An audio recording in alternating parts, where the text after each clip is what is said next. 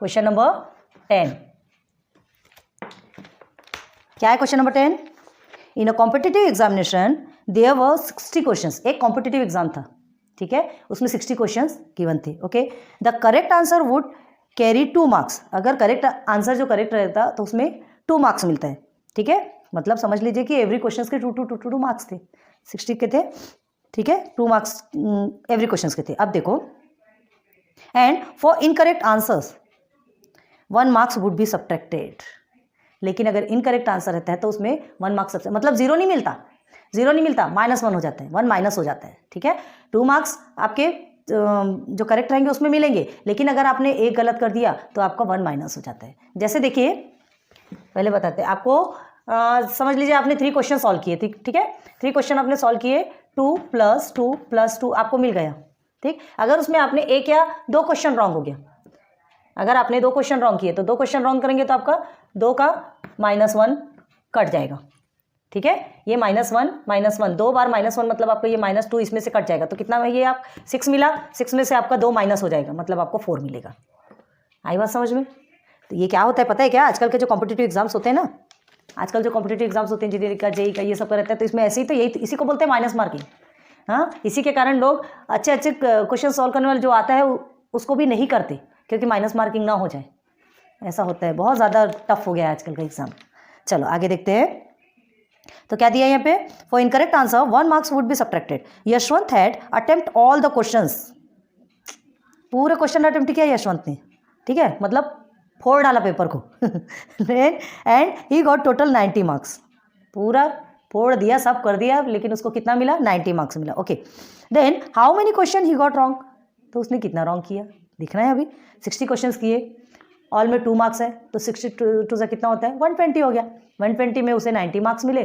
कितना उसका क्वेश्चन सही था और कितना गलत था, ये हमको फाइंड करना है। क्लियर है? सारी बात समझ में? ईजी है, ज़्यादा हार्ड नहीं है एकदम। आपको मतलब यहीं पे दे दिया गया है। कॉम्पिटिटिव एग्जाम जो होता है, आपको सीधे सीधे लेना है कि जो करेक्ट आंसर है ना। आंसर टोटल क्वेश्चन कितने थे उसमें? टोटल क्वेश्चन कितने थे? 60, ठीक। अब करेक्ट और इनकरेक्ट को मिला करके, 60 होंगे। जो करेक्ट होगा उसको हम x ले लेते हैं और इनकरेक्ट को y ले लेते हैं। करेक्ट और इनकरेक्ट दोनों मिला के उसके कितने क्वेश्चन सॉल्व किए? 60 क्वेश्चन सॉल्व किए। यहाँ तक के समझ आया? अब देखो क्या पूछ रहे हैं। अब कहा जा रहा है जो करेक्ट क्वेश्चन है वो कितने मार्क्स का रहता है? 2 मार्क्स का। अब कितने क्वेश्चन है वो तो हमको नहीं पता, तो उसी को ही हमको निकालना है, तो उसको हम x लेंगे, ठीक है। अब समझ लो यहाँ पर, चलिए 3 क्वेश्चन, तो 3 क्वेश्चन के कितने रहेंगे?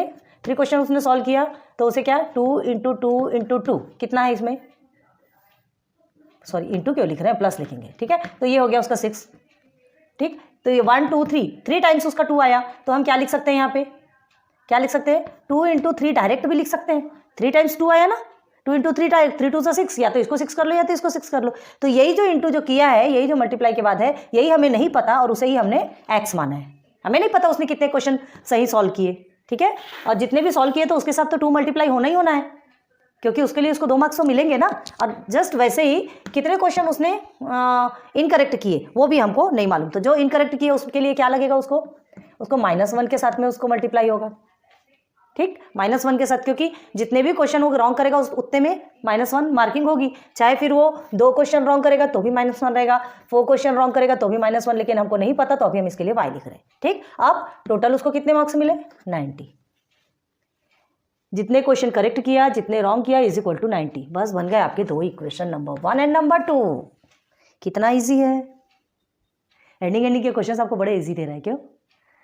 लेकिन हाँ, 5.1 में आपको इतना ईजी दे दिया था, 5.2 में आपको फाड़ डाला। पूरा वर्ड प्रॉब्लम देके दिमाग पूरा सटका दिया।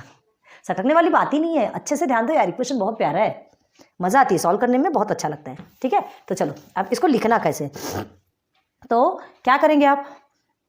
सबसे पहले लिखेंगे, लेट सपोज लेंगे करेक्ट को x एंड जो इनकरेक्ट उसको y लेंगे, ठीक है। तो चलिए लेट्स सॉल्यूशन स्टार्ट करो।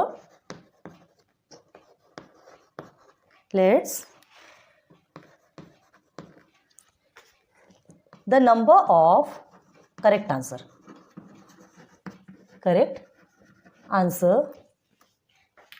यहाँ लिख लो, थोड़ा स्पेस बचेगी।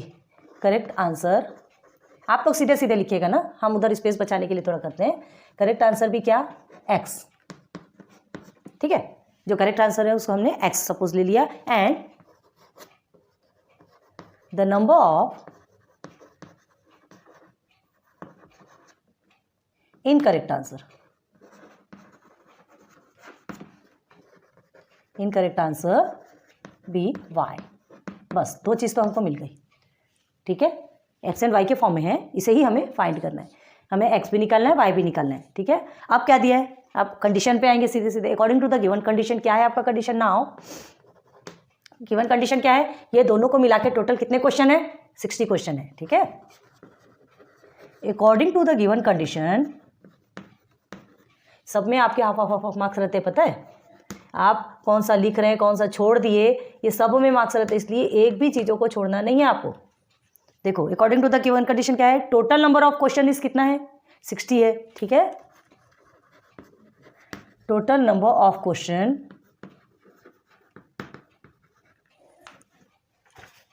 इज 60, ठीक है, ये 60 है।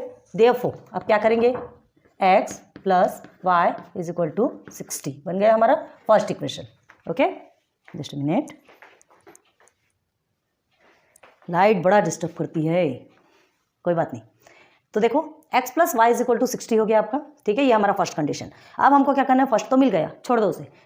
And according to the second condition, according to the second condition. हमारी राइटिंग अच्छी नहीं लग रही होगी ना, तो हम जो बोल रहे हैं तो उससे आपको समझ में आना चाहिए कि हम क्या लिख रहे हैं, है ना। और आप लिखते जाइए प्लीज, थोड़ा सा कंप्रोमाइज आप भी कर लीजिए हमारे साथ। तो देखिए according to the second condition, second condition में क्या बोल रहा है आपसे, जो करेक्ट आंसर है, यशवंत ने स्कोर किए कितना, 2 marks for each correct answer, ठीक है। तो लिखेंगे यशवंत स्कोर 2 मार्क्स, ठीक है, फॉर ईच करेक्ट आंसर। ये हमारा है ना correct answer. And -1 for each incorrect answer. ये सब समझ में आना चाहिए सामने वाले को, ठीक है। इनकरेक्ट आंसर, इसलिए ये सब लिखिए अच्छे से, इनकरेक्ट आंसर।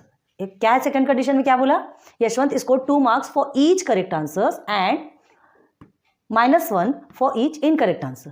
क्लियर हो गया। तो देयरफॉर अब क्या बनेगा, देखो यशवंत गॉट क्या होगा, देयरफॉर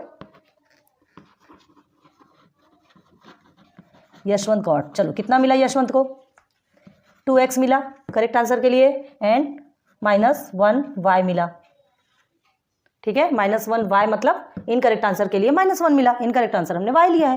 क्लियर हो गया, यहां तक समझ आ गया। अब क्या दिया है, देखो अब क्या मिला आपको, एंड ही गॉट टोटल कितना, ही गॉट टोटल 90 मार्क्स,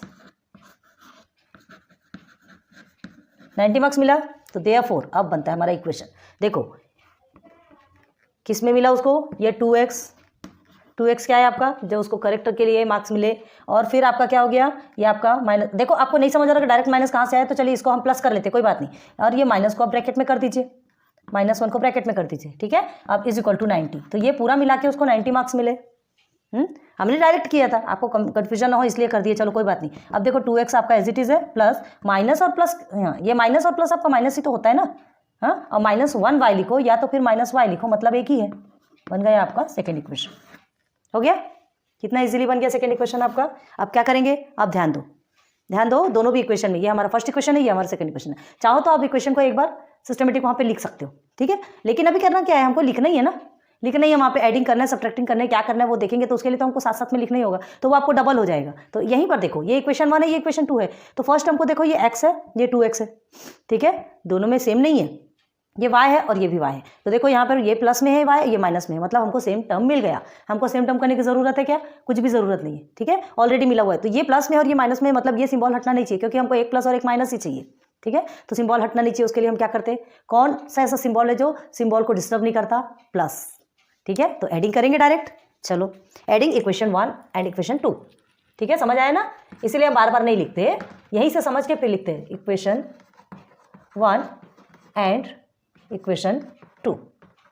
चलो इक्वेशन 1 क्या है आपका, x plus y is equal to 60, ये हो गया, देखिए आखिर लिखना ही पड़ रहा है ना हमको यहाँ पे, तो डबल डबल वही काम हो जाता है, and here is 2x minus y is equal to 90, ये हो गया आपका सेकेंड इक्वेशन, ठीक है। अभी हम क्या करने वाले थे, इसको ना लिखे, ये डायरेक्ट पहले इसको लिखते थे, फिर लिखते थे एडिंग इक्वेशन 1 एंड 2, तो डबल वही काम हो जाता है ना, तो यहाँ से अच्छे से सर्च कर लो ना आपको क्या करना है, तो क्या, अब देखिए यहाँ प्लस माइनस ऑलरेडी तुमको कुछ नहीं करना है, सीधे सीधे ऐड कर देना है, क्योंकि ये है किसी भी सिंबल को चेंज नहीं करता। चलो नाउ सिंबल चेंज नहीं होता, सीधे सीधे सॉल्व करना है, तो सबको जो प्लस वाले उसको प्लस ही करना है, उसको कुछ करने की ज़रूरत है क्या, नहीं, कुछ भी नहीं करेंगे। तो चलो 60 प्लस 90, ये तो आपका 0 हो गया, 9 6 15 होता है, हो गया, ये आपका कट हो गया, ये 2x प्लस x कितना होगा 3x, चलिए x हमने इधर ले लिया 150, अब ये तो एकदम चिल्लर हो गया, सॉल्व कर सकते हैं, 3 1 3 3 5 15, तो therefore x is equal to आपका कितना आ गया 50, x क्या है आपका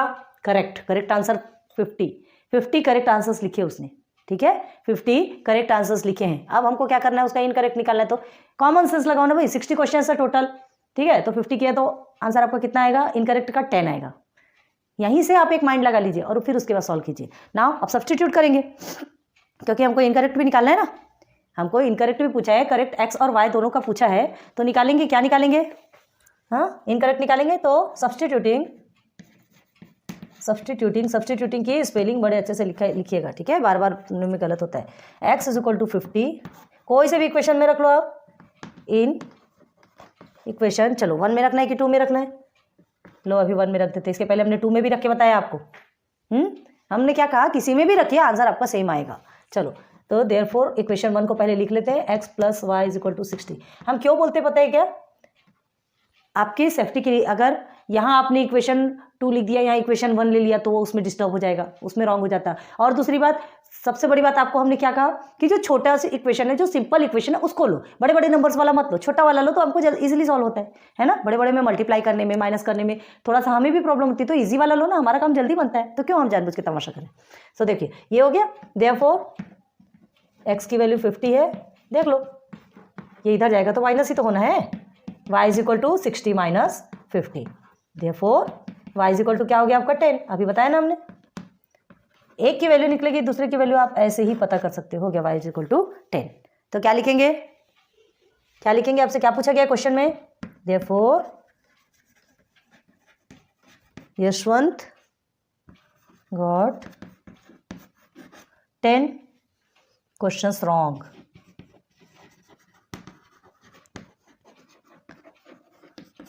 चलिए Yashwant got 10 questions wrong, clear हो गया, चलिए अच्छे से देखिए और नोट डाउन कर लीजिए, ठीक है, फिर से समझा दे, देखो करेक्ट आंसर को हमने x माना, इनकरेक्ट को y माना, हमको दोनों भी आंसर नहीं पता उसका, ठीक है, तो करेक्ट उसका 50 निकला, इनकरेक्ट उसका 10 निकला, ठीक है, आंसर में मिल गया। कंडीशन क्या थी कि टोटल क्वेश्चन मिला करके आपका 60 था, तो करेक्ट इनकरेक्ट दोनों मिला के हमने 60 कर लिया। अब यशवंत ने क्या किया, 2 मार्क्स वाले जो क्वेश्चन है वो कितना सॉल्व किया हमें नहीं पता, 1 मार्क्स वाले कितना सॉल्व किया वो हमें नहीं पता, तो 2 मार्क्स वाले कितने क्वेश्चन है उसके लिए भी हमने x लिख लिया, कितने क्वेश्चन हमको नहीं पता ना, एंड जो 1 मार्क्स का था, ये सॉरी -1 जिसमें होना था वो हमने y ले लिया, टोटल उसको 90 मिला, ये हमारा सेकंड इक्वेशन बन गया, बस उसमें एडिंग कर दिया, ये दोनों को देख करके ही समझना है, फर्स्ट इक्वेशन और सेकंड इक्वेशन को देख करके ही आपको समझना है कि हमको एडिंग करना है या सब्ट्रैक्टिंग करना है, क्लियर है, क्यों, सिंबल चेंज नहीं होना चाहिए, अगर यहाँ दोनों तरफ प्लस होता था तो हमको इसको माइनस बनाना पड़ता, इसलिए फिर यहाँ पे सब्ट्रैक्टिंग करते, यहाँ माइनस करते तो यहाँ लिखते थे सब्ट्रैक्टिंग, ये चीज़ बहुत समझने वाली है, ठीक है, ये इसके साथ हमें भी पहले प्रॉब्लम होती थी कि यहाँ पे क्यों एडिंग और सब्ट्रैक्टिंग है, बहुत धीरे से हमको समझ आया कि ये जो 2 इक्वेशन है ना, इसको हम यहाँ देखते हैं, जिसको हमको कट करना है, जो टर्म सेम है उसको कट करने के लिए उसमें एक प्लस और एक माइनस होना बहुत ज़रूरी है। देखिए ये प्लस आपको नहीं समझ आ रहा होगा अच्छे से, है ना, एक प्लस और एक माइनस होना बहुत ज़्यादा ज़रूरी है, तभी वो कट होगा, तो अगर वो सिंबल है तो उसको हटना नहीं चाहिए, उसके लिए हमको प्लस करना है, और अगर दोनों प्लस है तो यहाँ से प्लस को हटाने के लिए हम ये माइनस करेंगे, तो माइनस प्लस यहाँ पे भी माइनस हो जाएगा, क्लियर है, तो चलो